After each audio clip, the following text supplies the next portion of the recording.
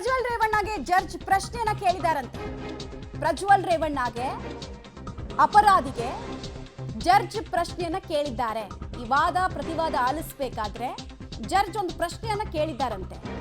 ನೀವು ಹೇಳೋದು ಏನಾದ್ರೂ ಇದೆಯಾ? ಸಾಮಾನ್ಯವಾಗಿ ಆ ಜಡ್ಜ್ಮೆಂಟ್ ಬರೋಕ್ಕೂ ಮುಂಚೆ ಕೊನೆಯದಾಗಿ ಕೇಳ್ತಾರೆ. ಸೊ ಆ ಪ್ರೊಸೀಜರ್ ಅನ್ನ ಇಲ್ಲಿ ಫಾಲೋ ಮಾಡಲಾಗ್ತಾ ಇದೆ. ನೀವು ಹೇಳೋದು ಏನಾದ್ರೂ ಇದೆಯಾ ಅಂತ ವಾದ ಪ್ರತಿವಾದದ ನಡುವೆ ಕೇಳಿದ್ದಾರೆ. ಈ ಪ್ರಕರಣದಲ್ಲಿ ದೋಷಿ ಪ್ರಜ್ವಲ್ ರೇವಣ್ಣಗೆ ಜಡ್ಜ್ ಪ್ರಶ್ನೆಯನ್ನು ಕೇಳ್ತಾ ಇದ್ದಾರೆ. ಈ ಪ್ರಶ್ನೆಗೆ ಪ್ರಜ್ವಲ್ ರೇವಣ್ಣ ಹೆಂಗೆ ಉತ್ತರ ಕೊಟ್ಟಿರ್ತಾರೆ ಅನ್ನೋದು ಕೂಡ ಕೊಡ್ತೀನಿ ನಿಮಗೆ.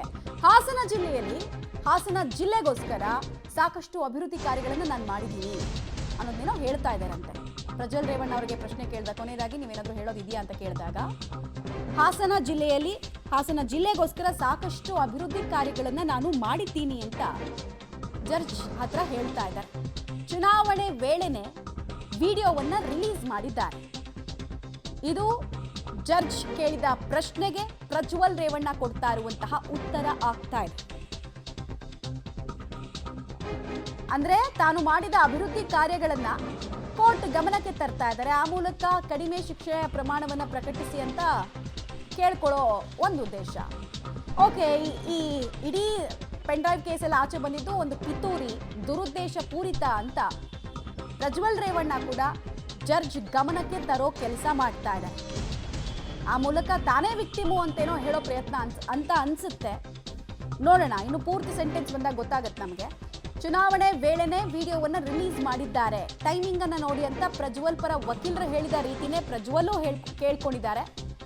ಇದರ ಹಿಂದೆ ದುರುದ್ದೇಶ ಇದೆ, ನಾನು ಮಹಿಳೆಯನ್ನ ಅತ್ಯಾಚಾರ ಮಾಡಿಲ್ಲ ಅಂತ ಜಡ್ಜ್ ಮುಂದೆ ಪ್ರಜ್ವಲ್ ರೇವಣ್ಣ ಇವತ್ತೂ ಕೂಡ ಕಣ್ಣೀರು ಹಾಕಿದ್ದಾರೆ. ಇದನ್ನೆಲ್ಲ ಪ್ರಸ್ತಾಪ ಮಾಡ್ತಾ ಭಾವೋದ್ವೇಗಕ್ಕೆ ಒಳಗಾದ್ರು. ಹಾಗೂ ನಾನು ಅಪರಾಧವನ್ನ ಎಸಗಿಲ್ಲ, ನಾನು ಅತ್ಯಾಚಾರವನ್ನ ಮಾಡಿಲ್ಲ ಅಂತ ಜಡ್ಜ್ಗೆ ಹೇಳ್ತಾ ಕಣ್ಣೀರು ಹಾಕಿದ್ದಾರೆ ಪ್ರಜ್ವಲ್ ರೇವಣ್ಣ.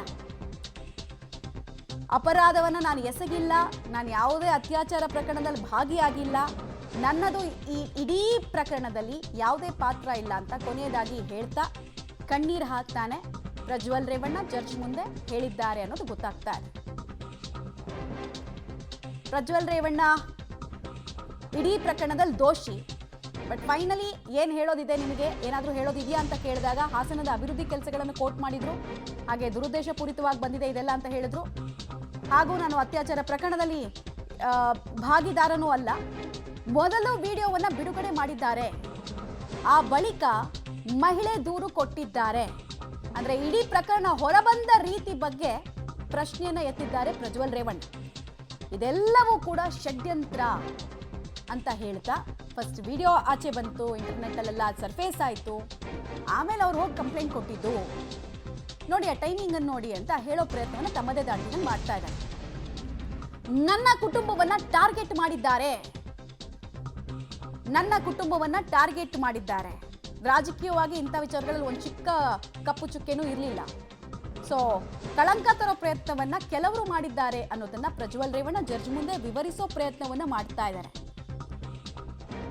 ಕಣ್ಣೀರಿಡ್ತಾ ಜಡ್ಜ್ ಮುಂದೆ ಪ್ರಜ್ವಲ್ ಇಷ್ಟೆಲ್ಲ ಹೇಳಿಕೆಗಳನ್ನ ಕೊಡ್ತಾ ಇದ್ದಾರೆ. ನನ್ನ ಕುಟುಂಬವನ್ನ ಟಾರ್ಗೆಟ್ ಮಾಡಲಾಗಿದೆ, ದುರುದ್ದೇಶಪೂರಿತವಾಗಿ ಇಡೀ ಕಂಪ್ಲೇಂಟ್ ಅನ್ನ ಕೊಡಿಸಲಾಯಿತು. ಅಪ್ಪ ಅಮ್ಮನನ್ನ ನೋಡಿ 6 ತಿಂಗಳಾಯಿತು, ನನ್ನ ಅಪ್ಪ ಹಾಗೂ ಅಮ್ಮನನ್ನ ನೋಡಿ 6 ತಿಂಗಳಾಯಿತು ಅಂತ ಕಣ್ಣೀರಿಡ್ತಾ ಜಡ್ಜ್ ಮುಂದೆ ಪ್ರಜ್ವಲ್ ಹೇಳಿಕೆಯನ್ನ ಕೊಡ್ತಾ ಇದ್ದಾರೆ.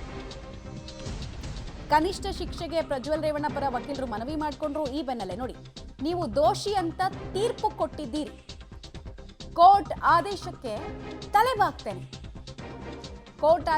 ತಲೆಬಾಗ್ತೇನೆ, ಆದ್ರೆ ನನ್ನ ಕುಟುಂಬವನ್ನ ಟಾರ್ಗೆಟ್ ಮಾಡಿದ್ದಾರೆ. ಎಲ್ಲಾ ವಿಚಾರಗಳನ್ನ ಪ್ರಜ್ವಲ್ ರೇವಣ್ಣ ಜಡ್ಜ್ ಮುಂದೆ ಹೇಳಿರೋದು. ಜೊತೆಗೆ ಕುಟುಂಬದಿಂದ ಎಷ್ಟು ಸಮಯದಿಂದ ದೂರ ಇದ್ದೀನಿ ಅನ್ನೋದನ್ನ ಕೂಡ ಹೇಳ್ತಾ ಇದ್ದಾರೆ. ಮತ್ತು ಕೊಟ್ಟ ತೀರ್ಪನ್ನ ನಾನು ತಲೆಬಾಗಿದ್ದೀನಿ ಕೋರ್ಟ್ನ ಆದೇಶಕ್ಕೆ ಅಂತೆಲ್ಲ ಹೇಳಿದ್ದಾರೆ.